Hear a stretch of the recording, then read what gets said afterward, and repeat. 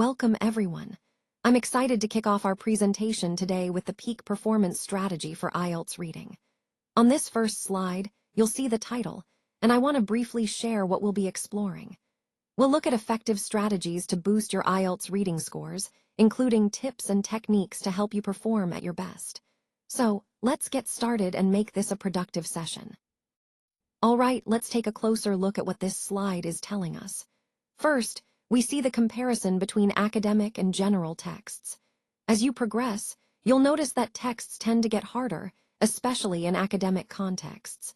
This means you'll need to be prepared for more complex language and ideas. Importantly, there's no extra transfer time allowed, so you need to stay focused and manage your time wisely. You have a total of 60 minutes for the entire section, which includes reading 3 different texts and answering 40 questions about them.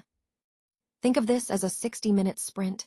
You'll need to work efficiently and stay on pace. The key takeaway here is that you're working through 3 texts in 1 hour, answering questions that test your understanding in a very fast-moving environment. This slide highlights the importance of quick comprehension and time management, which are crucial for success in this part of the test. Let's talk about time management first. A key tip is to move on if you get stuck. Don't get bogged down on one detail. Sometimes it's more efficient to keep going and come back later if needed. Now, remember, you shouldn't be reading every word on the page. Instead, focus on searching for specific keywords that can help you find information faster. When you're scanning, your goal is to quickly identify relevant sections by glancing over the text. It's a skill that saves you time and helps you stay on track. On the other hand, when you're skimming, you're reading more rapidly to grasp the overall meaning or the gist of the content. This helps you understand the main ideas without getting lost in the details. Mastering these subskills, searching, scanning, and skimming, is essential. They work together to make your reading more efficient and effective. And remember, these techniques are all about managing your time wisely, which is a crucial part of successful information processing and learning. Let's talk about how improving your vocabulary can really boost your exam score. One of the best strategies is always to look for keywords and their synonyms. When you see a keyword, try to think of different ways to express the same idea. Paraphrasing is all about conveying the same meaning, but with different words, which can help you understand questions better and avoid getting stuck. Keep in mind that examiners love to use synonyms. They often test your ability to recognize different words that mean the same thing. That's why knowing synonyms is like their favorite trick. And here's a little secret. Mastering the synonym game can give you a real edge. If you understand the core idea and can identify its various expressions, you'll be much more confident in tackling questions. So remember, expanding your vocabulary and focusing on synonyms isn't just about language. It's a key tool for exam success. All right, so here's the key to answering effectively. Look for nouns or noun phrases as keywords. These are your main clues to guide your responses. Make sure your answers are no more than 3 words, so keep it concise. Remember, answers should appear in the same order as the text on the slide. The short answer strategy is simple: follow the order. When you're explaining, focus on the main points thoroughly but keep it conversational. Highlight the most important concepts and try to connect them back to the overall theme of the presentation. This way, your answers will be clear, focused, and engaging.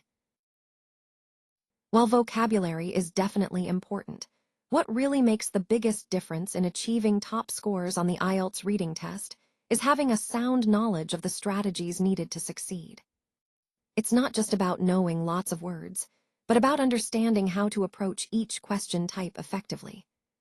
Having these strategies in your toolkit allows you to manage your time better, identify keywords more efficiently, and avoid common pitfalls.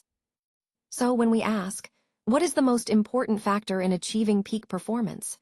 The answer is, quite simply, strategies. Mastering these strategies can make all the difference between a good score and a great score. All right, let's talk about some effective strategies for tackling multiple-choice questions. First, it's crucial to eliminate the wrong answers early on. This helps narrow down your options and makes the decision easier. Once you've done that, aim to narrow your choices down to 2 or 3 options. Having fewer choices increases your chances of selecting the correct answer. Be cautious of distractors, those tempting but incorrect options designed to mislead you. Recognizing these can save you from making mistakes. Also, pay attention to the answer choices in the order they appear. Sometimes, the first or last option can be a trap, so consider each carefully. Before jumping into answering, read the question thoroughly first. Understanding exactly what is being asked ensures you're selecting the right answer and not just the most familiar one. By following these MCQ strategies, eliminating wrong answers, narrowing down your choices, being aware of distractors, paying attention to answer order, and reading questions first, you can improve your accuracy and confidence. Remember, these techniques are all about working smarter and staying focused. So let's take a closer look at this question. The key point here is understanding common problems that IELTS students face. The question asks, which of the following is a common problem for IELTS students? Now, the options are quite varied. Option A suggests reading the questions before the text, which is actually a good strategy rather than a problem. Option B mentions reading the questions before the text, but that's generally helpful for understanding what to focus on. Option C highlights being aware of synonyms, which is crucial because IELTS often tests your ability to recognize different words with similar meanings, especially when scanning or reading quickly. Option D points out reading every single word instead of skimming, which is a common issue. Many students tend to read every word in detail, which can slow down their comprehension and reduce efficiency during the exam. And the correct answer, as indicated, is C, being aware of synonyms. Why?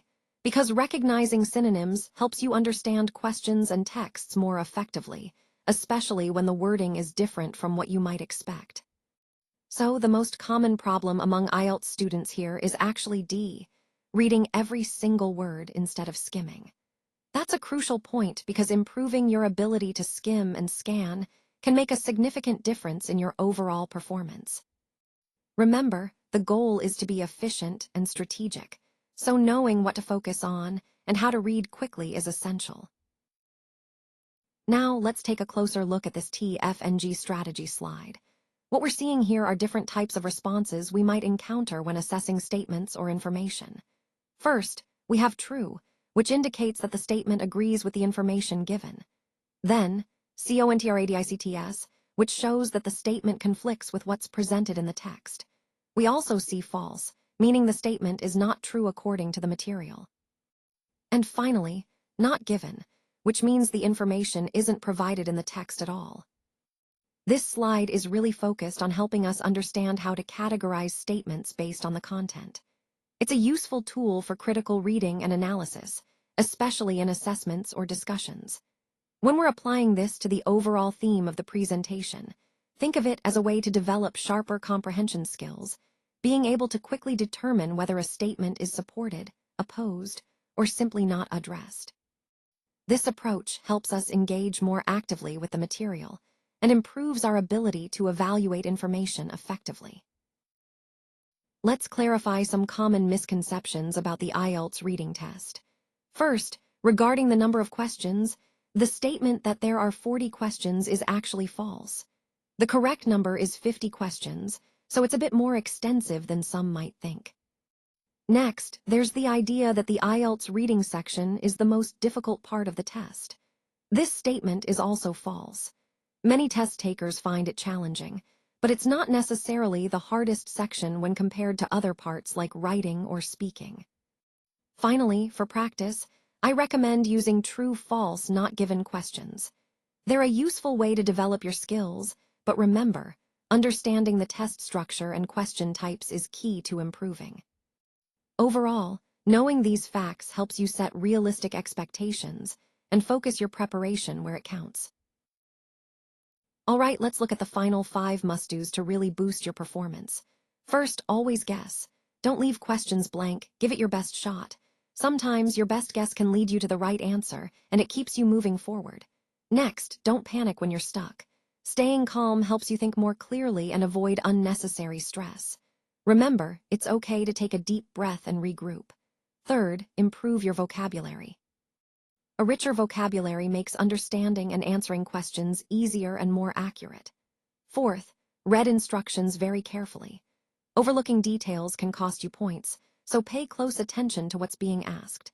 And finally, these are the final 5 things you must do. Keep them in mind as a quick checklist to maximize your success.